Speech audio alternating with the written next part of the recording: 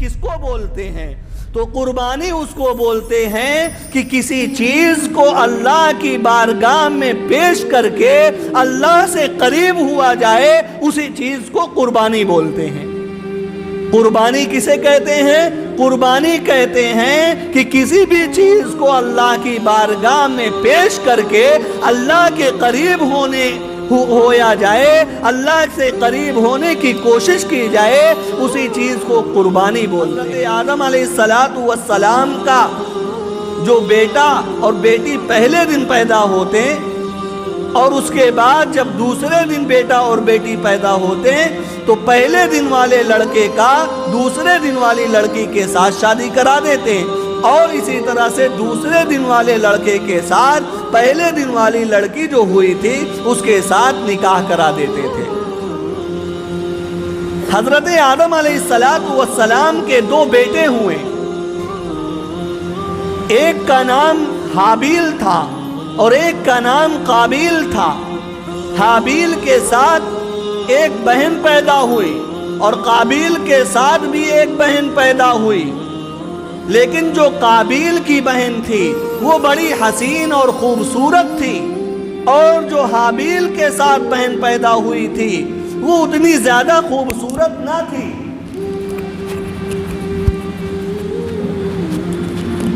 حضرت آدم علیہ السلام نے چاہا کہ حابیل کی بہن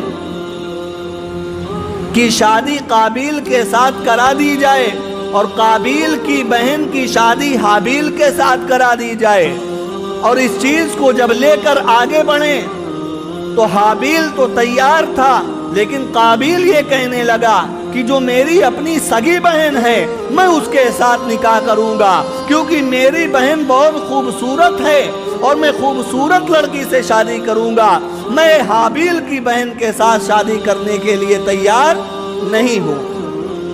حضرت آدم نے سمجھایا کہ دیکھو وہ تمہاری سگی بہن ہے، تم اس کے ساتھ نکاح نہیں کر سکتے۔ اس نے کہا نہیں، میں نکاح کروں گا تو اسی کے ساتھ کروں گا، اپنی سگی بہن کے ساتھ کروں گا، ورنہ میں نکاح نہیں کروں گا۔ حضرت آدم نے سمجھایا، حضرت حوا نے سمجھایا، اور اسی طرح سے حابیل جو اس کا بڑا بھائی تھا اس نے سمجھایا، لیکن راضی نہیں ہوا، تیار نہیں ہوا۔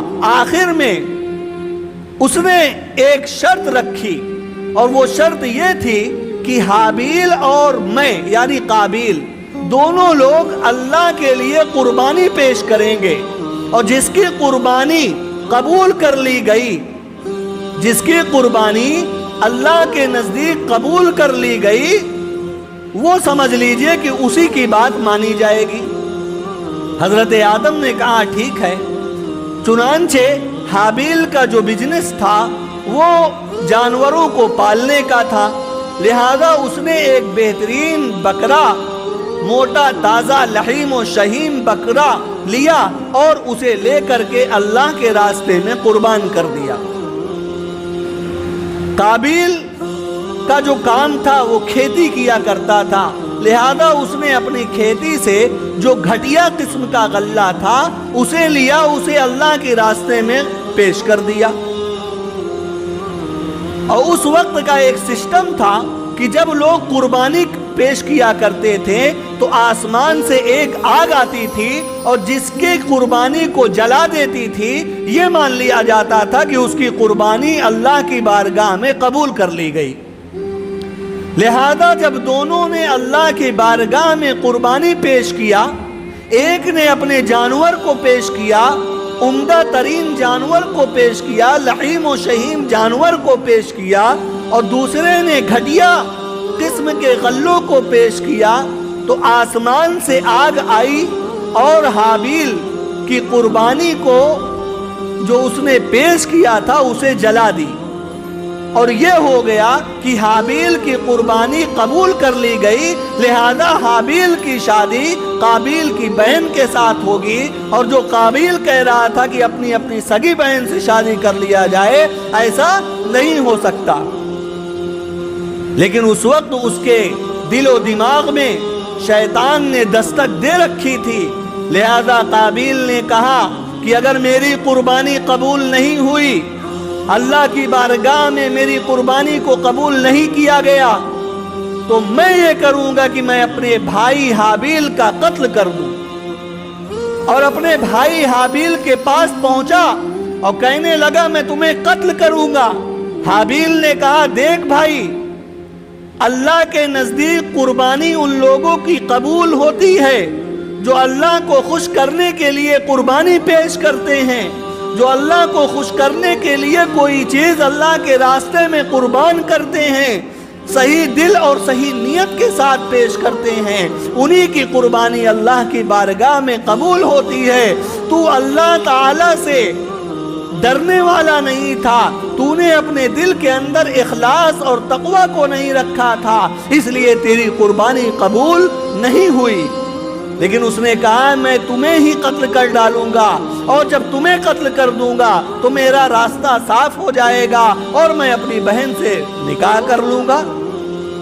حابیل نے بہت سمجھایا لیکن وہ مانا نہیں۔ آخر حابیل نے کہا کہ اگر تم مجھے قتل کرنے کے لیے آگے بڑھو گے تو میں صرف اپنا ڈیفنس کروں گا اور تمہیں قتل نہیں کروں گا، کیونکہ میں نہیں چاہتا ہوں کہ اللہ تعالیٰ نے جس کام سے ہمیں روکا ہے وہ کام کا آغاز کروں۔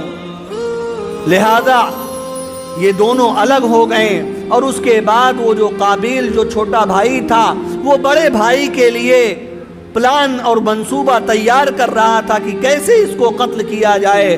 آخر ایک وقت آیا کہ اس نے اپنے بڑے بھائی حابیل کو قتل کر دیا۔ جب اس نے اسے قتل کر دیا اور لاش پڑی ہوئی تھی تو اس وقت سوچنے لگا کہ اب اس لاش کو کہاں چھپاؤں، کیونکہ ابھی دنیا کا آغاز ہوا تھا۔ اللہ تعالیٰ نے آسمان سے ایک کوے کو بھیجا اور وہ کوا آیا، پھر دوسرا کوا آیا اور دونوں آپس میں لڑے، اور لڑ کر کے ایک کوے نے دوسرے کوے کو مار دیا۔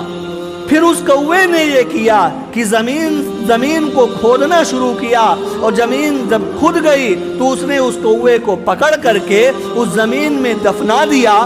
جب قابیل نے یہ دیکھا تو اسی وقت وہ افسوس کرنے لگا کہ ہائے افسوس، میری حیثیت اس کوے کے برابر بھی نہیں ہے۔ کوے نے جو سوچ کر کے اپنے دوسرے کوے کو دفن کر دیا، میں اتنا دیر سے کھڑا تھا اور اپنے بھائی کو دفن بھی نہیں کر پا رہا تھا۔ اسی چیز کو اللہ تعالیٰ نے فرمایا وَاتْلُ عَلَيْهِمْ نَبَأَ ابْنَيْ آدَمَ بِالْحَقِّ۔ اے اللہ کے نبی علیہ السلام، آپ لوگوں پر، یہودیوں پر، عیسائیوں پر، مسلمانوں پر حضرت آدم علیہ السلام کے دونوں لڑکوں کی خبر کو سنائیے۔ اذ قربا قربانا، جبکہ دونوں نے اللہ کے راستے میں قربانی پیش کی، فتقبل من احدہما، ان میں سے ایک کی قربانی کو اللہ تعالیٰ نے قبول کر لیا، ولم يتقبل من الآخر، اور دوسری کی قربانی کو اللہ نے قبول نہیں کیا۔ کیوں قبول نہیں کیا؟ اللہ نے فرمایا انما يتقبل اللہ من المتقین، اللہ تعالیٰ تقوی اختیار کرنے والوں کی قربانی کو قبول فرماتے ہیں۔ میں یہ عرض کر رہا تھا کہ یہیں سے قربانی کا آغاز ہوتا ہے، یہیں سے قربانی کی شروعات ہوتی ہے، یہیں سے قربانی کی ابتدا ہوتی ہے، یہیں سے قربانی کی افتتاح ہوتی ہے۔ جب آدم علیہ السلام کے دونوں لڑکوں نے قربانی کے لیے ایک نے جانور پیش کیا اور دوسرے نے غلہ پیش کیا، یہیں سے قربانی کا آغاز ہوتا ہے، قربانی کی شروعات ہوتی ہے۔ بہت سے لوگ جو سوچتے ہیں کہ قربانی کا آغاز حضرت ابراہیم اور اسماعیل علیہم السلام کے دور سے ہوا، یہ بالکل غلط ہے۔ قربانی کا آغاز حضرت آدم علیہ السلام کو جب دنیا میں بھیجا گیا اسی وقت سے قربانی کا آغاز ہو چکا تھا۔